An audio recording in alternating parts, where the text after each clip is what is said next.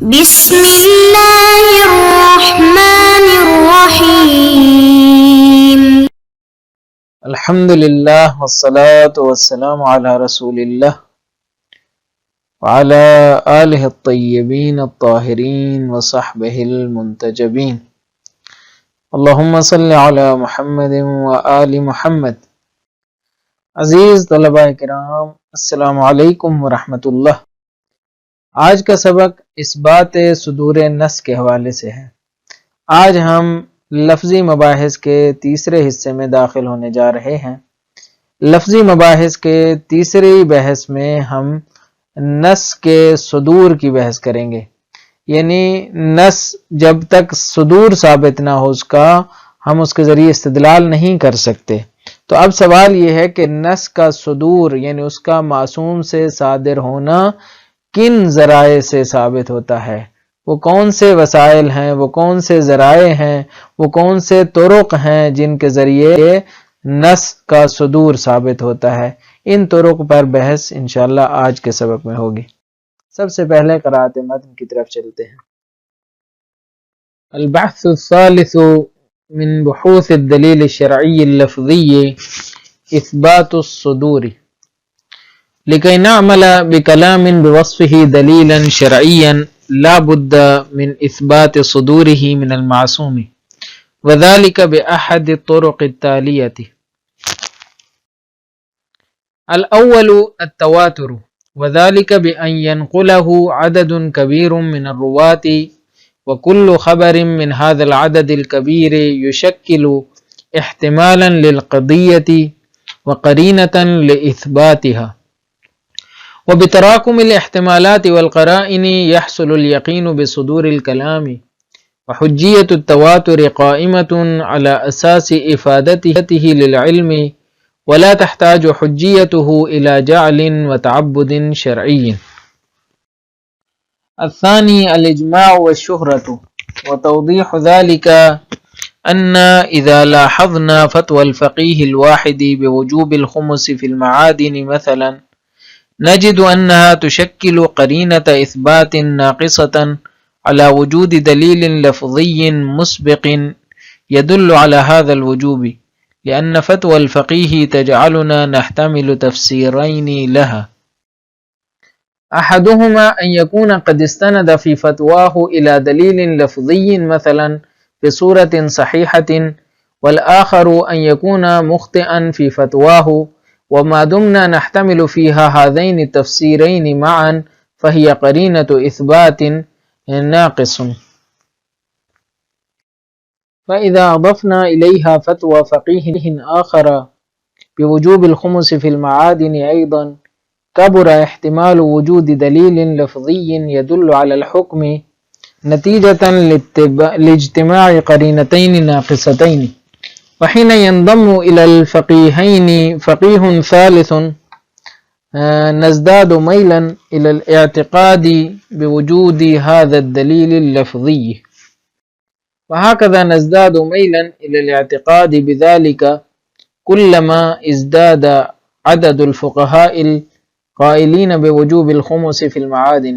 فإذا كان الفقهاء قد اتفقوا جميعا على هذه الفتوى سمي ذلك إجماعا، وإذا كانوا يشكلون الأكثرية فقط سمي ذلك شهرة. یہ تو عبارت تھی جو ہم نے پڑھ لی۔ اب چلتے ہیں اہم ترین نکات کی جانب۔ یہ بحث لفظی دلائل کے حوالے سے تیسری بحث ہے جو اثبات صدور نص کی بحث ہے۔ یادآوری کر دوں کہ سب سے پہلے ہم نے کچھ دلالات کی بحث کی تھی لفظی مباحث میں، دلالات کی بحث، اور اس کے بعد ہم نے ظہور کی بحث کی تھی۔ یہ بحثیں دو ختم ہو گئیں، اور اب جو تیسری بحث ہے وہ ہے اثبات صدور کی بحث، کہ نص کو ثابت کیسے کرنا ہے۔ استدلال تو تب ہوگا نا جب ہم نے نص کو ثابت کرنا ہے، پہلے نص صادر ہوئی ہوگی، اس کا صدور ثابت ہوگا، تب جا کے ہم کیا کریں گے، اس سے استدلال کریں گے۔ لہٰذا بہت ہی اہم ہے کہ اس بات صدور کے ذرائع پر بحث کی جائے کہ صدور نص کے ثابت کرنے کے لیے کون سے ذرائع اور وسائل موجود ہیں، کون سی چیزیں ہیں جن کے ذریعے ہم اس اطمینان تک پہنچتے ہیں کہ یہ نص آیت ہو یا روایت ہو یہ ثابت ہوتی ہے معصوم سے۔ تو سب سے پہلا ذریعہ جو ہے وہ تواتر ہے۔ ہمارا ماننا یہ ہے کہ قرآن متواتر ہے، بعض روایات بھی متواتر ہیں، بعض روایات بھی متواتر ہیں۔ دوسرا جو ہے وہ کیا ہے، اجماع اور شہرت ہے۔ تیسرا ذریعہ جو ہے وہ سیرت متشرعہ ہے، اور چوتھا ذریعہ کیا ہے، خبر واحد ہے۔ ہم انشاءاللہ ہر ایک کی وضاحت علیحدہ علیحدہ کریں گے۔ سب سے پہلی چیز کیا ہے، تواتر۔ تواتر کیا ہوتا ہے؟ ایسی روایت یا آیت، آپ دونوں کو شامل کر لیں، چونکہ آیات تو سب کی سب متواتر ہیں، اسی لیے روایات کی بحث یہاں پہ نقل کی ہے۔ ایسی روایت جسے راویوں کی بہت بڑی تعداد نقل کرے، اتنی تعداد نقل کرے کہ جس سے ہمیں یقین ہو جائے، علم ہو جائے کہ یہ روایت صادر ہوئی ہے۔ لہذا راویوں کی جو تعداد ہے وہ صرف ایک، چونکہ سلسلہ سند ہوتا ہے نا، ایک سلسلہ سند میں ایک طبقے میں نہیں بلکہ تمام کے تمام سلسلہ سند میں، یعنی پورے کے پورے سلسلے میں تواتر ہونا چاہیے، ورنہ آپ منطق میں پڑھ چکے ہیں نتیجہ تابع ہوتا ہے کس کے، اخص سے مقدمات کے۔ جب مثلا ایک موٹی سی زنجیر ہو، ایسے ایک زنجیر بنا لیتے ہیں، ایک موٹی سی زنجیر، اور اس زنجیر کے مثلا یہاں پہ درمیان میں کیا ہو، ایک پتلا سا جو ہے نا دھاگا ہو، باقی زنجیر بالکل موٹی ہے، تو اب کیا ہوگا، یہ جو پتلا سا جہاں پہ دھاگا ہے نا، یہاں سے زنجیر کٹ جائے گی، یہاں سے کٹ جائے گی، تو یہ پوری کی پوری موٹی زنجیر جو ہے اس کا کوئی فائدہ نہیں ہے، اس لیے کہ درمیان میں ایک پتلا ہے۔ تواتر بھی ایسے ہی ہے، ایک زنجیر ہے، سلسلہ سند ہے۔ اب یہاں پہ فرض کریں پہلی صدی ہے، پھر یہ دوسری صدی ہے، پھر یہ تیسری صدی ہے، اس کے بعد تو بہرحال چوتھی صدی عصر کتابت ہے، مثلا کتابت جوامع کی بات کر رہا ہوں، ویسے تو کتابت پہلی صدی سے ہی شروع ہو گئی تھی۔ تو یہاں پہ کیا ہے، جب جوامع وہ وجود میں آ گئیں، جس طرح صحیحین ہے، یا اسی طرح سنن کی کتابیں ہیں، یا آپ کہہ لیں اصول کافی ہے، یا من لا یحضر ہے، یا اس طرح کی جتنی کتابیں ہیں، تو اب تواتر ثابت کرنے کے لیے کیا ہوگا، اس کے بعد سے ہمیں کتاب کی صحت پر جب اطمینان ہو جائے گا تو پھر آگے کی ضرورت نہیں رہے گی، اگرچہ اس میں بھی سلسلہ سند ہوتا ہے تاکہ جو ہے وہ اس کتاب کے اندر انحراف وہ نہ ہو، تاہم جو ہے وہ کیا ہے، اصل میں ان تمام اسناد میں سلسلہ سند میں تواتر ہونا چاہیے۔ لہذا ہر سلسلے میں، ہر کڑی میں، ہر صدی میں، یا آپ ہر طبقے میں کہہ لیں، چونکہ ہر طبقہ 30 سے 40 سال کا ہوتا ہے، تو ہر طبقے روایت میں جو راوی ہے، جو مروی عن ہے، پھر اس کا اپنا آگے جو مروی عن ہے، یہ سارے کے سارے کیا ہوں، یہ کیا ہونے چاہیے، متواتر ہونے چاہیے، قابل توجہ تعداد میں ہونی چاہیے، اتنی تعداد میں ہو کہ علم ہو جائے۔ وہ کیسے علم ہوتا ہے؟ شہید جو ہے وہ احتمالات کے تراکم کا نظریہ یہاں پہ پیش کرتے ہیں، تواتر میں بھی پیش کرتے ہیں، آگے شہرت میں بھی، اور اجماع میں بھی، اور آگے بھی۔ تو یہ کیسے ثابت ہوتا ہے؟ کہتے ہیں یوں ثابت ہوتا ہے کہ آپ کو جب ایک آدمی خبر دیتا ہے، فرض کریں ایکس یا آغا زید، آ کے آپ کو بتاتا ہے کہ یہ واقعہ ہو چکا ہے، ایک واقعے کے بارے میں یا ایک حدیث کے بارے میں، روایت کے بارے میں آپ کو بتاتا ہے کہ مثلا حدیث ثقلین موجود ہے، ایک راوی آ کر بتاتا ہے کہ حدیث ثقلین پیغمبر اسلام نے فرمائی، تو آپ کو مثلا احتمال ہوتا ہے کہ 50% ہو سکتا ہے یہ ٹھیک ہو، 50% ہو سکتا ہے یہ غلط ہو، یعنی راوی جو ہے وہ جھوٹ بول رہا ہو۔ دوسرا بندہ آ کے پھر آ کے ایک اور جو ہے وہ سلسلہ سند سے آپ کو یہی روایت ملتی ہے، حدیث ثقلین، پھر آپ کو احتمال ہوتا ہے یار یہ 60% جو ہے نا سچ ہو سکتی ہے، 40% احتمال ہے کہ یہ جو ہے نا غلط ہو۔ پھر ایک اور راوی آتا ہے، پھر آپ کا یوں احتمال جو ہے وہ کم ہوتا چلا جاتا ہے. آپ کہتے ہیں کہ 70% احتمال ہے کہ یہ سچ ہے، یہ 70% ہو جاتا ہے، وہاں 30 ہو جاتا ہے. اسی طرح بڑھتے بڑھتے بڑھتے آپ 100% تک پہنچ جاتے ہیں. آپ کو یقین ہو جاتا ہے، علم حاصل ہو جاتا ہے احتمالات کے تراکم سے. تراکم کہتے ہیں متراکم ہونا، جمع ہونا، ایک جگہ پہ اکٹھا ہو جانا. یہ احتمالات جب جڑ جاتے ہیں، ایک ساتھ اکٹھے ہو جاتے ہیں، مل جاتے ہیں، تو پھر کیا ہو جاتا ہے، اس سے علم وجود میں آتا ہے. لہذا تواتر وہاں پہ ہوتا ہے جہاں پہ علم آ جائے، جہاں پہ اطمینان 100% اطمینان تک پہنچ جائے، 100%، یعنی 1% بھی چانس نہ ہو کہ یہ غلط ہے. لہذا تواتر کی جو حجیت ہے وہ ذاتی ہے، کیونکہ ہم پہلے قطع کی بحث میں بتا چکے ہیں کہ قطع اور یقین ایک ایسی چیز ہے کہ جو ذاتاً حجت ہے. اس لیے کہ ہر چیز کی جو حجیت ہے، اگر آپ یقین کی طرف نہیں پلٹے گا تو پھر اس کی حجیت آئے گی ہی نہیں. لہٰذا تواتر کی حجیت کیونکہ قطعی ہے، قطع کی وجہ سے ہے، علم کی وجہ سے ہے، لہٰذا تواتر کی حجیت بھی ذاتی ہے. تواتر کے بعد اب دوسرے ذریعے اس بات صدور کی طرف آتے ہیں. دوسرا جو وسیلہ ہے یا جو ذریعہ ہے جس کے ذریعے ہم نص کو ثابت کر سکتے ہیں، وہ ہے اجماع اور شہرت.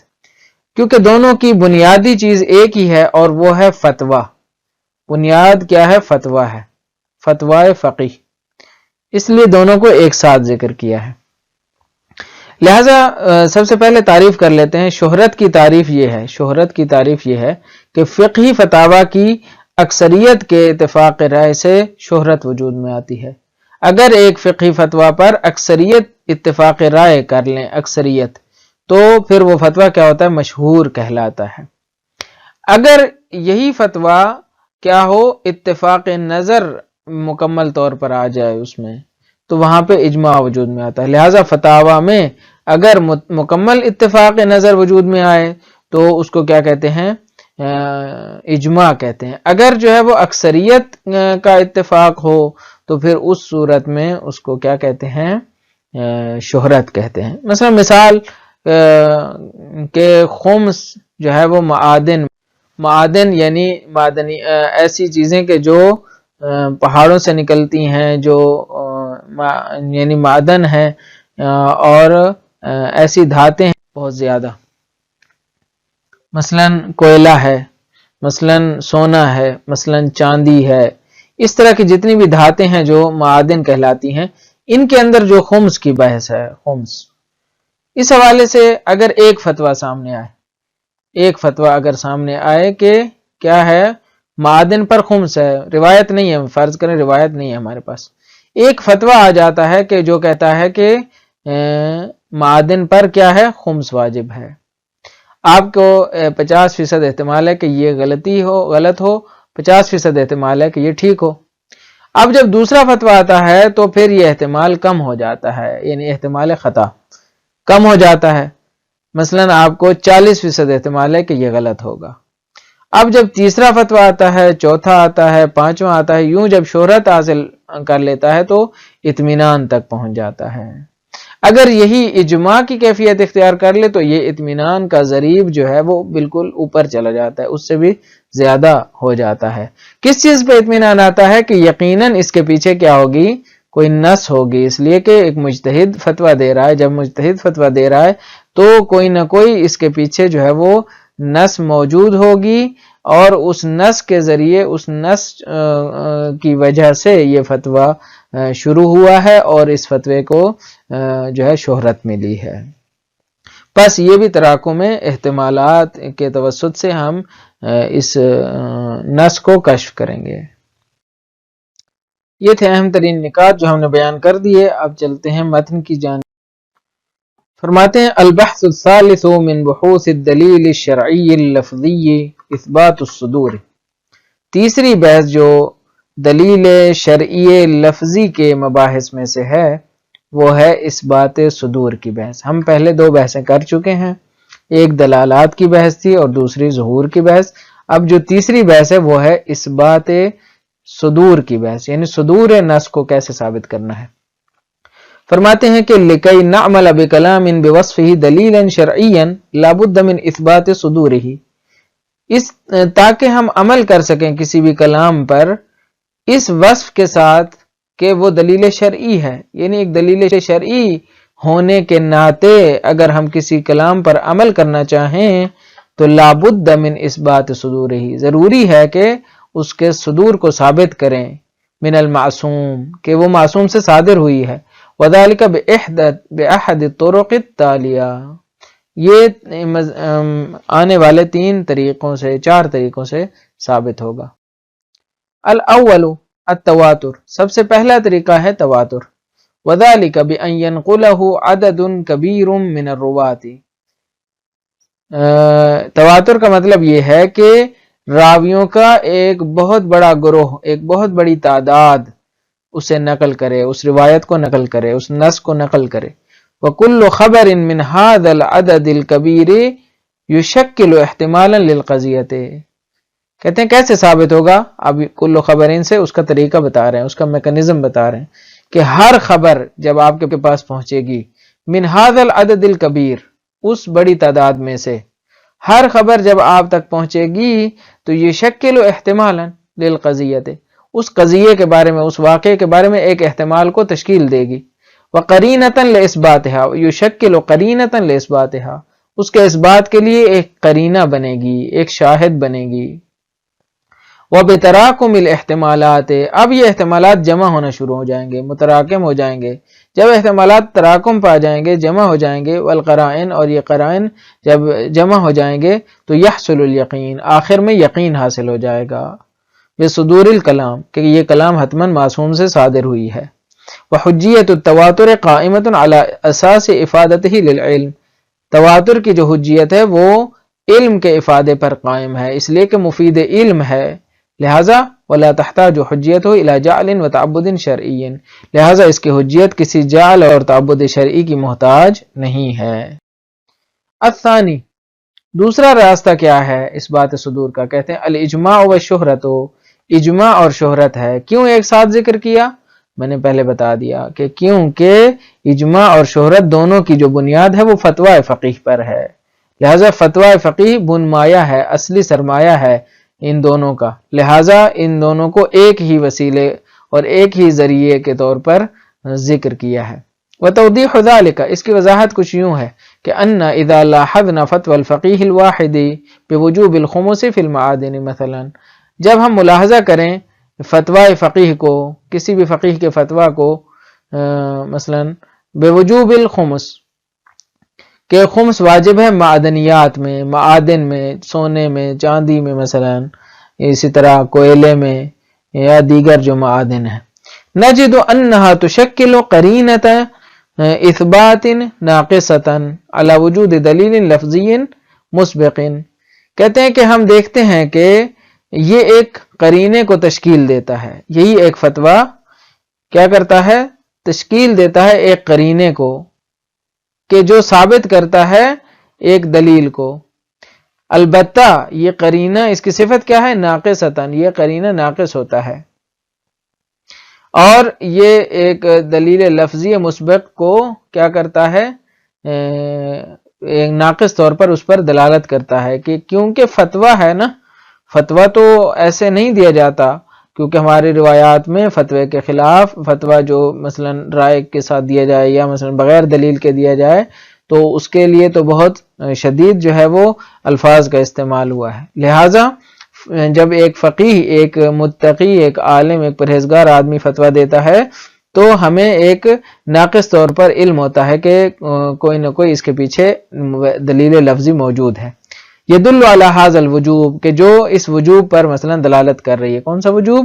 وجوب الخمس فی المعادن، لأن فتوى الفقیہ تجعلنا نحتمل تفسیرین لہا، کہتے ہیں فقیہ کا فتویٰ ہمارے سامنے 2 تفسیریں رکھتا ہے، فتویٰ 2 تفسیریں رکھتا ہے۔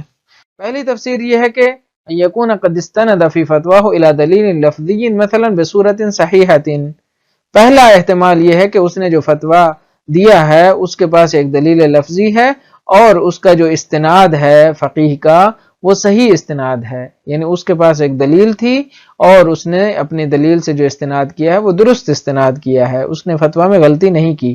والآخر ان یکون مخطئا فی فتواہ، دوسرا چانس یہ ہے، دوسرا احتمال یہ ہے کہ اس نے کوئی غلطی کی ہے.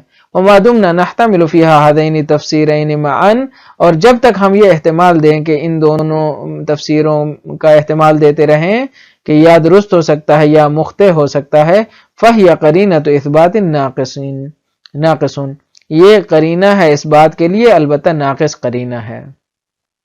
بس 50% ہمیں احتمال ہے کہ خطا ہے، یہ 50% احتمال ہے کہ یہ کیا ہے، صحیح ہے، لہٰذا یہ کیا ہوگا، ناقص ہو جائے گا.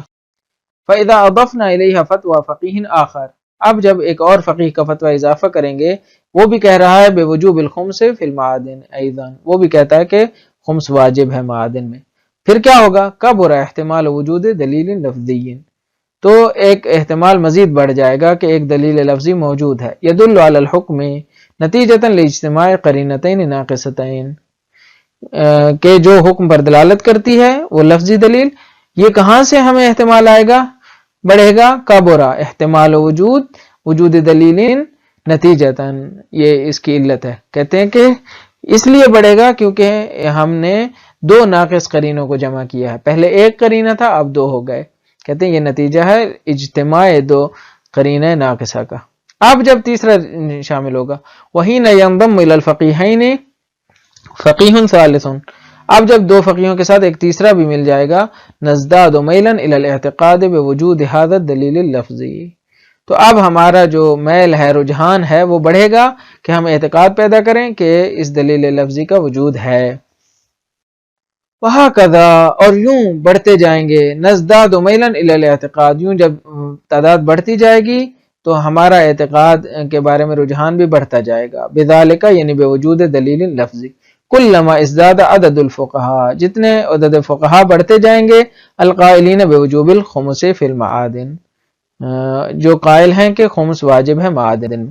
فاذا كان الفقهاء قد اتفقوا جميعا، جب فقہا سب کے سب متفق ہو جائیں، یعنی آخر میں نتیجہ دو حال سے خالی نہیں ہے، کہتے ہیں کہ یا تو فقہا سب کے سب ایک مسئلے پہ متفق نظر آئے ہیں، تو اس صورت میں قد اتفقوا جميعا على هذه الفتوى کہ وجوب الخمس فی المعادن سمی ذلك اجماعا، تو اس صورت میں اس فتویٰ کو اجماعی فتویٰ کہا جائے گا. وَإِذَا كَانُوا يُشَكِّلُونَ الْأَكْثَرِيَّةَ فَقَط، لیکن اگر صرف اور صرف ایک اکثریت کو تشکیل دیں، سمی ذالک شہرتاً، تو اس صورت میں کیا ہے، اسے شہرت کہا جائے گا. پس چاہے اجماع ہو چاہے شہرت ہو، ان دونوں کی بنیاد فتویٰ ہے، اور فتویٰ کا تراکم ہے، فتویٰ کے تراکم سے احتمال وجود دلیل لفظی ہے، اور یہ احتمال جتنا تقویت ہوتا جائے گا اتنا ہی ہمیں کیا ہے، علم، یا کہیں کہ اعتقاد بڑھتا جائے گا کہ کوئی نہ کوئی پیچھے دلیل موجود ہے. یہ دوسرا راستہ ہے اس بات صدور نص کا. انشاءاللہ آئندہ اسباق میں مزید جو طریقے ہیں یا طرق اس بات ہیں اس پر گفتگو کریں گے. خلاصہ کلام یہ ہے کہ آج کے سبق میں ہم نے اس بات صدور نص کے ذرائع کے حوالے سے گفتگو کی، اور بتایا کہ یہ تواتر، اجماع و شہرت، سیرت متشرعہ اور خبر واحد کے ذریعے ثابت ہوتی ہیں، یعنی نص کو ثابت کرنا ہو تو اس کے 4 طریقے ہیں. پھر آج ہم نے 2 طریقوں پر بحث کی. سب سے پہلا طریقہ تواتر کا تھا کہ جس روایت کو ایک بہت بڑی تعداد نقل کرے جس کے ذریعے علم آ جائے، اور علم کا طریقہ ہم نے بتایا تراکم احتمالات کا طریقہ ہے، اور اس کی ہم نے وضاحت کر دی، اور پھر بتایا کہ تواتر کی حجیت چونکہ علم پر مبنی ہے اس لیے ذاتی ہے. اس کے بعد ہم نے شہرت اور اجماع کی بحث کی، اور بتایا کہ فقہی فتاوی کے ذریعے کاشفیت نص وجود میں آتی ہے، یعنی نص کو جو ہم کشف کرتے ہیں، انکشاف کرتے ہیں، وہ فقہی فتاوی کے ذریعے ہوتا ہے، اور وہ بھی احتمالات کی بنیاد پر ہوتا ہے. اور ہم نے تراکم احتمالات کی وضاحت شہرت اور اجماع کے حوالے سے بھی کر دی ہے. مجھے امید ہے کہ یہ سبق بھی آپ کے لیے مفید واقع ہوا ہوگا. اجازت دیجیے، اللہ تعالیٰ آپ کا حامی و ناصر ہو. والسلام علیکم ورحمۃ اللہ وبرکاتہ.